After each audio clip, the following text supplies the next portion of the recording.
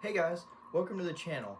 Today I wanted to discuss a really interesting GPU I recently got my hands on. So, as I'm sure you saw in the title, we're going to be looking at the Quadro 4000. Now, this is an old productivity card back from 2010 is when this released. But what I want to know is, can it game? Well, the answer to that is an easy yes. It can game.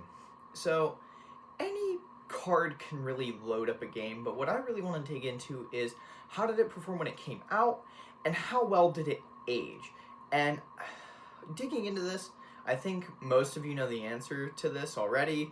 Like, it's an old card, it's really not going to age great, but we're going to get into some of the specifics of it and see how well it aged and why. So stick tight and we'll get right into it. So first off, I want to just take a look at the card physically. It is a single slot, 6-pin power, single fan blower GPU. And it's hot. It runs hot. I had the fan on auto and it was running close to 80 degrees and I had to turn it up to 100% and it was loud and it was still just not running good with temperature. But other than that, it's a really good small GPU, and for the uses that it had, this worked great. If you could cram a bunch of them into a server and just have display outs, and compared to its counterpart, the earlier Quadro 2000, it had almost double the specs. Had double the memory bandwidth, double the memory itself, double the ROPS, and it had quite a bit more teraflops too. So let's see some of its performance. Hey guys, Future Me here. I just wanted to jump in here and let you guys know I recorded all of these videos before I started putting this together, and as I was putting this together I realized that the sound and just the overall quality is horrible because I recorded everything on this card and it did not work well with OBS. So I just wanted to give you guys a heads up and just let you know, like, it's not going to be great. Sorry about that. I'll see you guys in a minute. So the first game I wanted to test was Call of Duty Black Ops 2. This game came out in the year after this released, so in 2011, and the card was released in 2010. So I figured it'd be a good baseline. I just have it on generally low settings. I think shadows is the only thing. I have it on 1080p, so if we jump right in, we can see that it's running a pretty I saw a huge 90, steel beast, 80s, tall as the but I did spires of notice an Moscow issue Cathedral. that if you ADS, Just what have the Germans it been likes to doing in drop this place? frames for whatever reason. Not exactly sure why. So if we stand here, we get a solid 90. But if I go ADS, it drops by about 15 frames, and that stays constant no matter what you're doing. So I'm not exactly sure what that issue is, but we clearly have some headroom to turn some stuff up. So we're gonna just start by throwing it on 1440p and see what happens.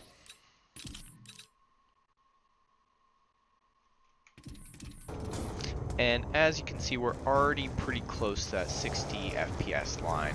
Now I do have it uncapped with VSync off, but being right at that line, when you hit the ADS, you drop down to below that, and it can be a little bit tough to play. But if you just avoid ADS, it'll stay in the 50s, and if there's nothing too crazy going on, it'll be in the 60s. So if we go ahead and turn the settings back down to 1080p, let's try just turning some basic settings up. So we'll throw shadows on high, and we'll turn on some texture filtering, and we'll start with FXAA and ambient occlusion.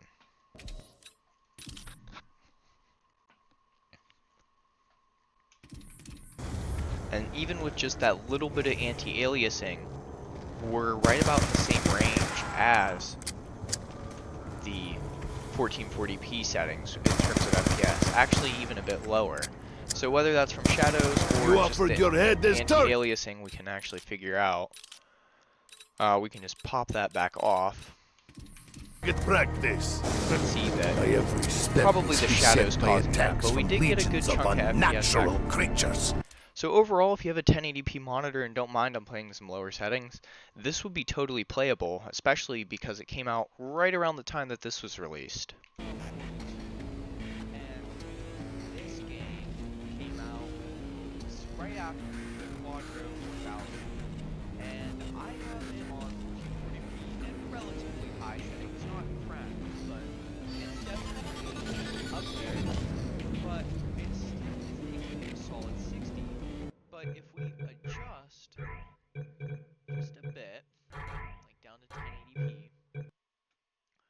then we'll find that the performance really levels out. And you can enjoy this game at the highest range. Now, it does like to jump around with some stuttering and such, and I don't have these nuance but for the time, it was really, it really would have ran this game, and you would have been really happy with it too.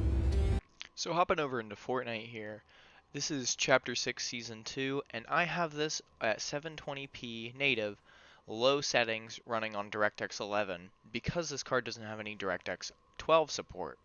So this is not great. I'm getting upper 30s, lower 40s, if I'm lucky, with severe graphical glitches. If you look at my back bling, it's all not there, not rendering in. The line on this rock, it's white, especially if you come from here, you can see that it's definitely not looking correct. And when you pan, it's not smooth. But there is performance mode for this game, so I'm gonna get over there and see how much better it performs in performance mode. So we're back in performance mode. Relatively the same settings at 720p, lowest I could go, but we actually have some resemblance of a 60 FPS experience. Now, it likes to jump, like when I look down, obviously it's going to be more, and when I crest a hill, it's going to drop. But this isn't entirely as horrible as the other experience. This would be totally playable if this was your only option.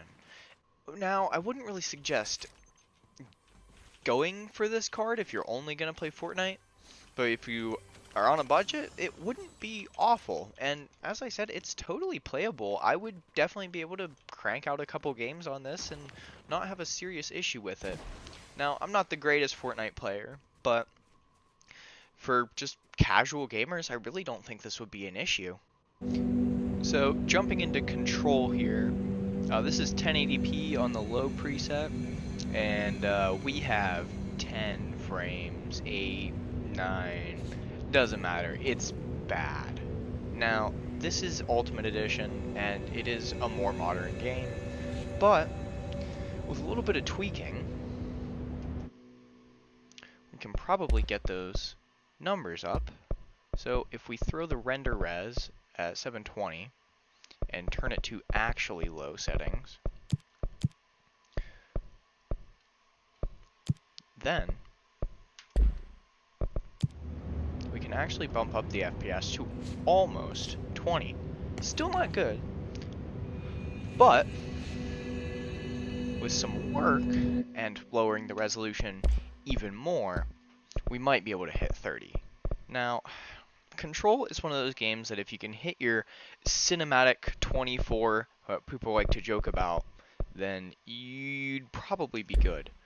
The problem is, this card doesn't even like to do that. It's going to stay in that range, and actually, I'm not sure if it's going to show up on the video, but it's making my entire computer freak out just by having the resolution difference.